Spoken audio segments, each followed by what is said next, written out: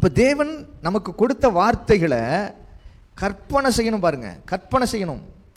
எப்படி மாச்சுரி ரூமுக்குள்ளே போய் இந்த டெட் பாடி வெளியே வருங்கிற அளவுக்கு உன்னால் கற்பனை பண்ண முடியுதுன்னா, தேவன் எனக்கு நீடித்த நாட்களை கொடுத்தவருடைய ரட்சிப்பினால் என்னை நடத்துவாருங்கிற வார்த்தையை ஏன் உன்னால் கற்பனை செய்ய முடியல? அதை கற்பனை செய்கிற இடத்துக்குள்ளே வந்து பழகிட்டீங்கன்னா இந்த வார்த்தை அந்த வார்த்தையை சாப்பிட்டுட்டு போயிடும். ஆமென், ஹல்லேலூயா. மோசே கையில் இருந்த அந்த பாம்பு என்ன செஞ்சிச்சான்? மந்திரவாதி கூட இருந்த அத்தனை பாம்பையும் முழுங்கி போட்டதாம். அப்படித்தான் உங்களுக்குள்ள இந்த விசுவாச வார்த்தை செயல்பட்டுருச்சுன்னா உங்களுக்கு எதிராய் செயல்படுகிற எல்லா வார்த்தையும் அது முழுங்கி போட்டு விடும்.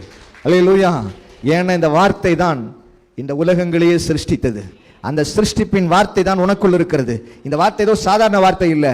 இந்த அண்ட சராசரங்களே உருவாக்கின வார்த்தை உனக்குள்ள இருக்கிறது. இந்த வார்த்தை அவ்வளோ பெரிய சிருஷ்டிப்பின் வல்லமை உடையது என்பதை நீ கற்பனை செய்ய ஆரம்பிப்பாயானால் இந்த வார்த்தையானது சாவுக்கேதுவான ஒன்றும் உன்னை செய்யாதபடிக்கு பாதுகாக்கும்.